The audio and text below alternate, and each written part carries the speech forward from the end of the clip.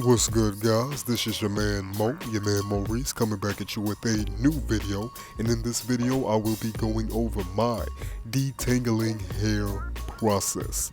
Yes, finally a new hair journey video after a long hiatus of not being on this channel. I know you guys have been waiting for it. Here it is. I'm doing a little voiceover for this one, changing it up a little bit. Bear with me, not really too fond of voiceovers. I would rather just voice it over myself as I go through the process. But I had to shoot this one really quick because I am styling my hair right now. I will be putting it back in box braids to just let you guys know that ahead of time. So yeah.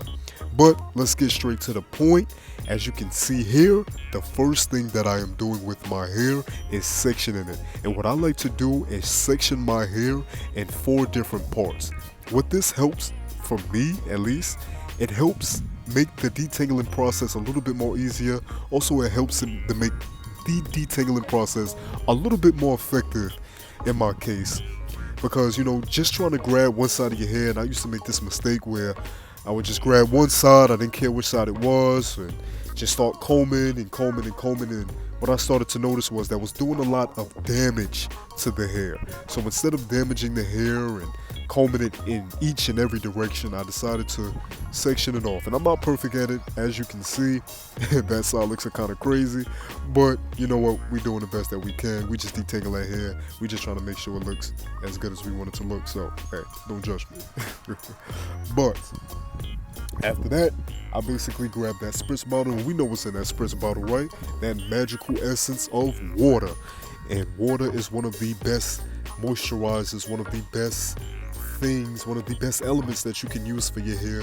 It makes it nice and pliable, it makes it moisturized and easy to deal with. As you see, I sprayed myself in the face, but it really helps give that hair that natural moisturization. It also makes the hair much more easier to deal with, especially when you're styling, detangling, whatever it may be. That water definitely comes in hand. Now, after we basically finish using that water, you already know what's coming next. At least I hope you do. And that's some product. And that product is my olive oil setting lotion. I know you guys had to see this in one of my previous videos, and this is one of my favorite products to use for the hair, because one, olive oil is known for its great slip for the hair, and two, I love the moisturizing effect that it has on my hair. So I definitely had to use it. And again, that slip definitely comes in handy when you're trying to detangle your hair. And as you can see here, also, I'm finger detangling the hair, which is making it a little bit more easier for the process, not damaging those strands as much. So once we get to the combing, it's not too much work that needs to be done, not too much hair that we're pulling out, making sure that hair is nice and detangled without too much pressure on those strands. So yeah. Now, for the next process, we are combing it out, and what I like to do is start at the tips of the hair. You want to make sure you start at the tips. That is where most of the tangles is going to be.